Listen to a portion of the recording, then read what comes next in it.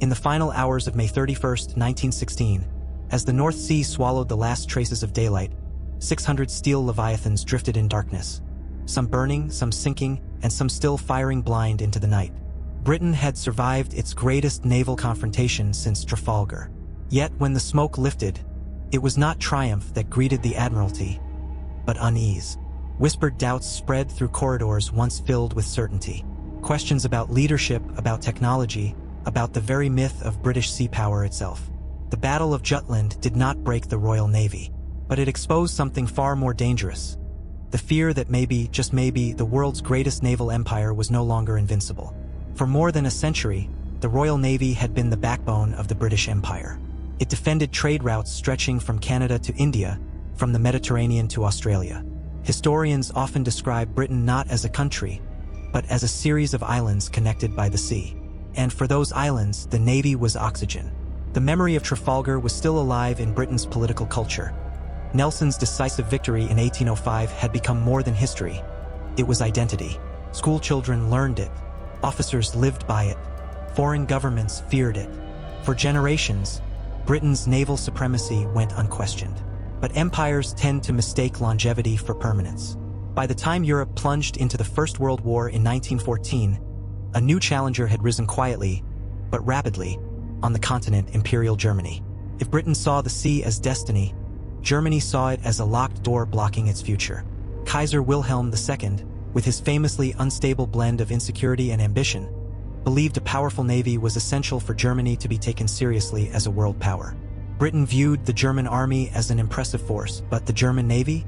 That was something new, something unsettling. Admiral Alfred von Tirpitz, architect of the Kaiser's fleet, once wrote, "We do not need to defeat the Royal Navy. We only need to threaten it." And with that philosophy, Germany built a navy designed not for global domination, but for something far more focused, breaking British control of the North Sea. To counter this threat, Britain constructed the most expensive, most technologically advanced fleet the world had ever seen. Dreadnoughts, massive, turbine-powered, all-big-gun battleships, became the core of British naval deterrence. By 1916, the British Grand Fleet, based at Scapa Flow in the Orkney Islands, was truly formidable. Dozens of dreadnoughts, a network of cruisers, destroyers, and battlecruisers, thousands of trained sailors, and at the center of it all, Admiral Sir John Jellicoe, a cautious, methodical commander Winston Churchill later described as the only man who could lose the war in an afternoon.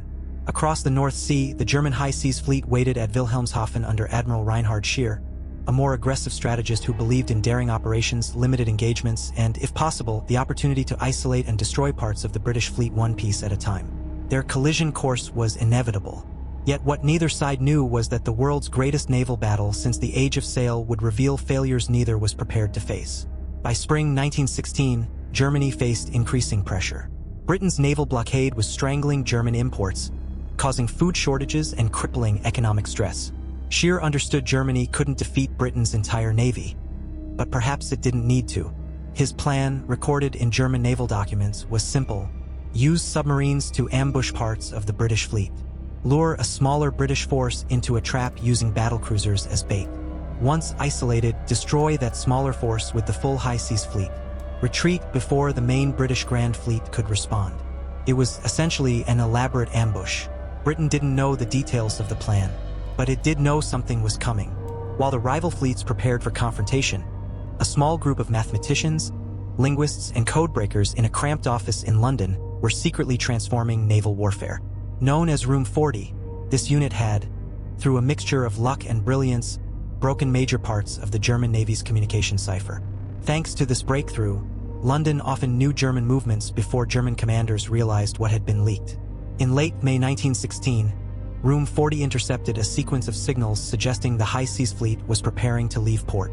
The Admiralty immediately passed the warning to Jellicoe, but interpretation is not the same as clarity. The intercepts were incomplete.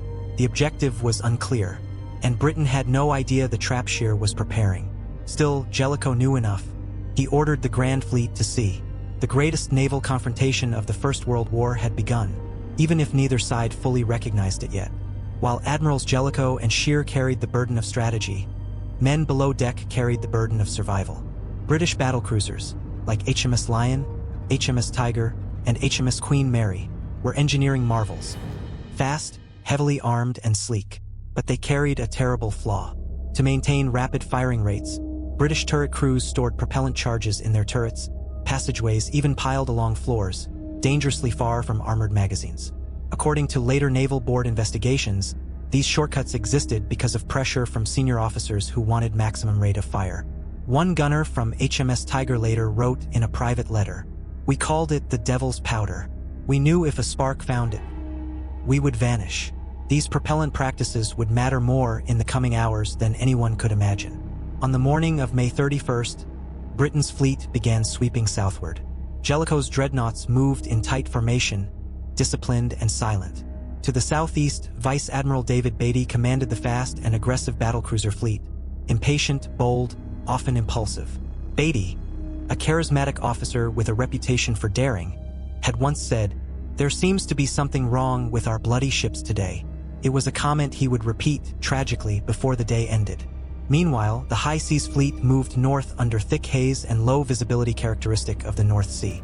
German ships were better designed for this environment. Their armor schemes were more uniform. Their ammunition handling was safer. Their gunnery optics were considered superior. At around 2 p.m., scouting forces on both sides began to make contact. This was the moment both admirals had anticipated for years.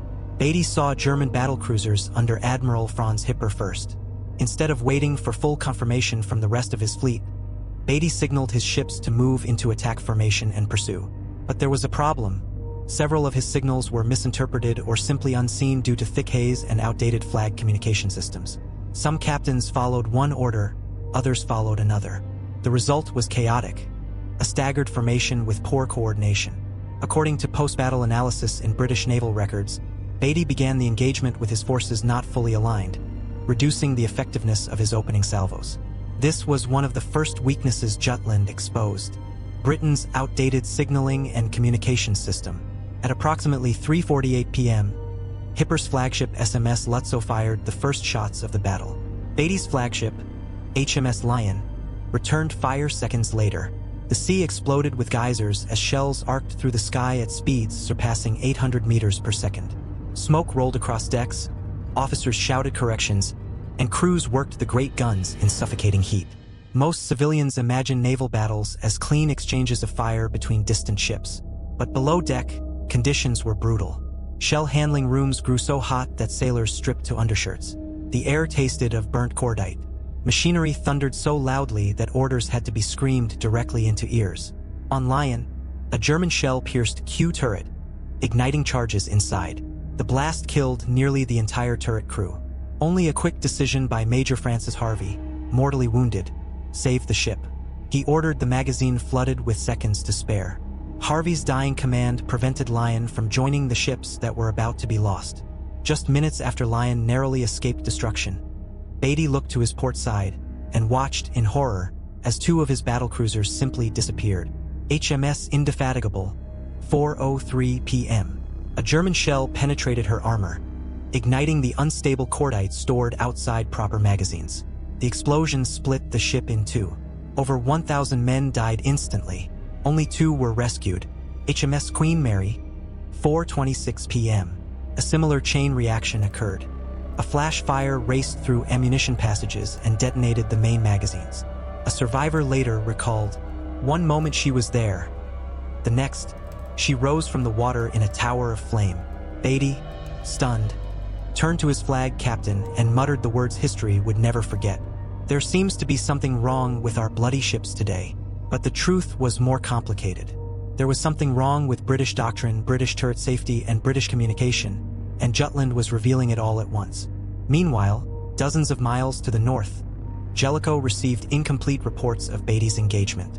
Through scattered wireless messages and uncertain navigation data, he understood only that Beatty was facing significant opposition and retreating northward, drawing Hipper's forces toward the main British fleet.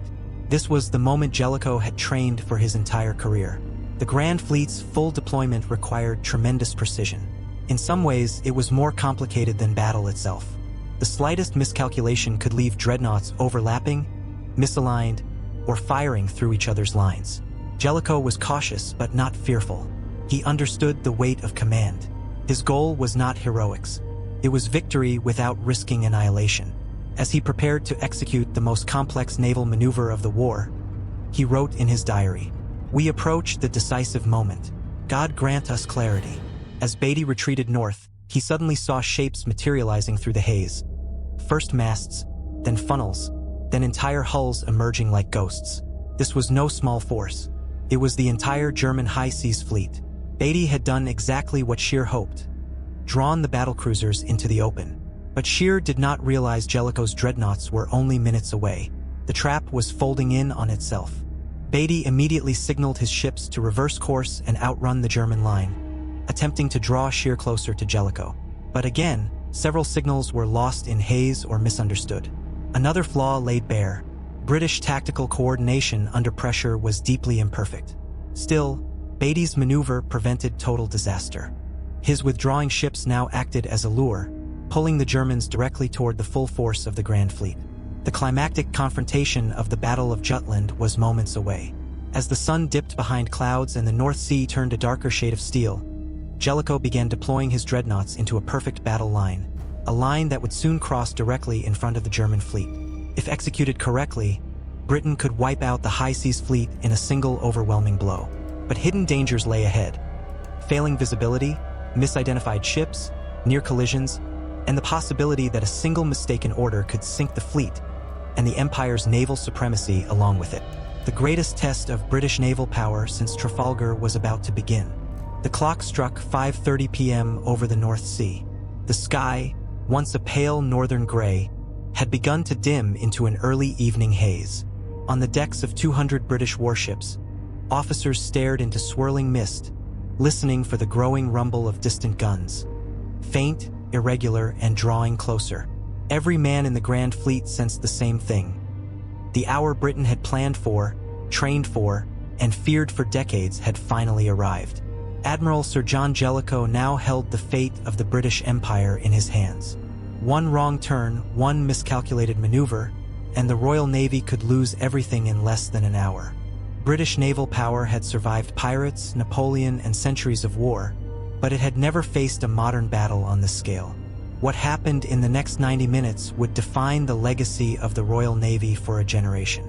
To understand what Jellicoe was about to attempt, imagine trying to park 60 battleships and cruisers, each the size of a modern skyscraper laid horizontal, into a single perfect line while traveling at high speed, in poor visibility with gunfire echoing across the sea. This maneuver, known as deploying from column into line of battle, was considered one of the most complex actions in naval warfare. In the age of sail, it was slow but manageable. In the era of steam-powered dreadnoughts, with different ships at different speeds and distances, the risk of a collision, misalignment, or catastrophic error was massive. Jellicoe had two choices: deploy to port, which was safer and quicker but risked giving Scheer a slight advantage in positioning. Deploy to starboard, which was riskier and more complex but placed the British fleet directly across the German line, maximizing firepower. According to his later writings, Jellicoe considered the options in seconds, calculating wind, visibility, and the bearing of German gun flashes. He chose starboard. He chose the harder maneuver, and incredibly, the fleet executed it with near-flawless precision. This was Jellicoe's finest hour.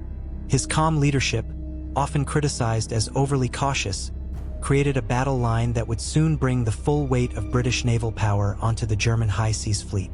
But an unseen enemy was approaching: the North Sea mist. Meanwhile, David Beatty was fighting his own battle, not just against German shells, but against time. His battlecruisers were battered, their decks torn and scorched. Lion had nearly been lost to a flash fire. Tiger had been struck several times. Princess Royal was taking on smoke and listing, and two of his ships, Indefatigable and Queen Mary, no longer existed. As Beatty retreated toward Jellicoe, his gunnery officers attempted to correct their aim, but German ships remained frustratingly hard to spot. Their smokestacks were lower, their muzzle flashes were dimmer, their hulls blended into the gloom. German naval design, refined for North Sea fighting, was proving its worth. Only a few miles behind him, Hipper's battlecruisers pressed the attack relentlessly. Derflinger, the German crew joked, was the ship with the longest name, and the hardest fists. She had already landed multiple fatal blows. Beatty knew he needed to survive long enough to draw the Germans into Jellicoe's sights. But thick haze distorted distances. Signal flags disappeared into smoke, and the thunder of guns made wireless communication unreliable. Still, Beatty kept pushing north. One officer on Lion later wrote in his log, "We did not fight for victory. We fought to stay alive long enough to bring them into the jaws of the Grand Fleet." He was right. Beatty's battered force was the bait. Jellicoe's dreadnoughts were the trap. At around 6 p.m., German Admiral Reinhard Scheer received urgent reports from the scouting cruiser Rostock. The British fleet ahead of him was larger, far larger than expected. But visibility was so poor that Scheer couldn't confirm how many ships he was truly facing. Haze, smoke, and the long shadows of early evening distorted the horizon. To Scheer's eyes, it looked like a line of maybe a dozen British ships, nothing he couldn't handle. To his navigator's eyes, it looked like something bigger. To history, it was the full Grand Fleet, 151 British warships against 99 German warships. But Scheer didn't know that yet. What he did know was this: if the British Grand Fleet had truly arrived, then Germany's plan of isolating Beatty's force had just collapsed. The hunters had become the hunted. At 6:10 p.m., the mist parted just enough for Jellicoe's forward line to see German silhouettes emerge. Gunnery reports shot up the British ladders. Enemy battle fleet sighted. Bearing green, 3 points. Admiral Jellicoe stepped out onto the bridge wing, raising his binoculars. What he saw confirmed everything he had predicted since early morning. The German fleet was steaming straight toward him, presenting their bows, their narrowest and least effective firing angle, while he presented his full broadside. He had achieved what every naval commander in the Age of Sail had dreamed of. He had crossed the T. This maneuver allowed Jellicoe's entire line of dreadnoughts to fire all their guns at the approaching German ships, while the Germans could only respond with their forward turrets. In naval warfare, this was the closest thing to checkmate. A British officer later described the moment. It was as if a curtain lifted for a heartbeat, and in that heartbeat, every ship we feared was suddenly in plain view, a wall of steel waiting for the order. Jellicoe gave the order. British guns thundered in perfect synchrony. What followed was one of the most devastating openings of any modern naval engagement. British battleships, King George V, Iron Duke, Marlborough, Colossus, St. Vincent, Temeraire, unleashed broadside after broadside. Every turret vibrated. Blast waves rolled across decks. Shells weighing nearly a ton screamed through the sky and slammed into the leading German ships. SMS Koenig, Markgraf, Grosser Kurfürst, and Kaiser absorbed staggering punishment. But German armor, especially their internal bulkheads and deck protection, performed exceptionally well. German crews were disciplined, calm, and drilled for situations just like this. Still, the damage began to accumulate. SMS Wiesbaden, a light cruiser, took a catastrophic hit that destroyed her engine rooms. She drifted helplessly, becoming a stationary target. But her plight would set off a chain of critical actions later in the night. SMS Lutzow, Hipper's flagship, began taking heavy fire and listing. The German line slowed. Confusion grew. Signals were lost. Scheer had seconds to decide what to do. Realizing he could not win a head-on engagement with Jellicoe's entire fleet, Scheer ordered an incredibly risky maneuver. Gefechtskehrtwendung, the battle turn away. All German ships were to turn simultaneously 180 degrees, reversing course and retreating in formation. If even one ship failed to execute correctly, collisions could cripple the entire line. But the German Navy had trained relentlessly for this. Their fleet executed the maneuver with stunning discipline, vanishing into the haze just as British gunners readjusted their fire. This move saved the high seas fleet from immediate destruction. But it also revealed something crucial. Germany's navy, though smaller, had superior tactical discipline and training for fleet maneuvers. Britain's navy was larger, but often less coordinated. This was another weakness the Battle of Jutland exposed. For reasons historians still debate, some argue it was miscommunication, others say Scheer wanted to divert attention from his damaged ships. The German fleet, after completing the turn away, suddenly turned back toward the British. It was suicidal. It made no tactical sense. But it stunned Jellicoe and gave German gunners another chance to hit the British line. This second charge lasted only a few minutes, but in that time, German battlecruisers once again displayed terrifying accuracy. Derfflinger and Seydlitz scored several damaging hits on British battleships before Scheer issued a second retreat. Once again, German discipline saved them, but the damage was done. The German fleet was shattered, and night was rapidly approaching. The sun finally dipped below the horizon around 9 p.m., plunging both fleets into an eerie twilight. Modern viewers often imagine naval warfare as radar-guided, illuminated, electronically precise. But in 1916, night fighting was a nightmare. Ships could barely identify friend from foe. Searchlights instantly attracted concentrated fire. Torpedoes launched by destroyers were nearly invisible. Communication was reduced to shouted orders, lamps, and chants. Jellicoe had to decide whether to pursue the Germans aggressively in darkness or maintain formation and avoid torpedo ambushes. He chose caution. Critics later accused him of missing a chance to destroy the entire German fleet. But Jellicoe understood something his critics ignored. A single torpedo could sink a dreadnought valued at millions of pounds, with 1,000 men aboard. Had Jellicoe pursued blindly, the Royal Navy might have won a tactical victory, but lost ships Britain could not replace quickly. And Germany knew this. As darkness fell, British and German destroyers collided in chaotic, close-range melees. Torpedoes streaked through the water. Searchlights flicked on and off. Ships fired point-blank in scenes that felt more like age-of-sail broadsides than modern naval warfare. HMS Tipperary was illuminated by several German searchlights simultaneously and annihilated by concentrated fire. HMS Ardent and HMS Fortune went down after desperate close-range fights. SMS Frauenlob was hit by a British torpedo and exploded. The night was full of brief flashes, then silence, then burning debris drifting in the water. Meanwhile, the crippled SMS Wiesbaden still floated helplessly, her crew clinging to hopes of rescue as both fleets unknowingly passed around her. British and German sailors would later describe hearing voices calling in the dark, sometimes in German, sometimes in English, but no one knew who they were hearing, or whether approaching would mean rescue or death. Jellicoe positioned his fleet to cut off Germany's route home.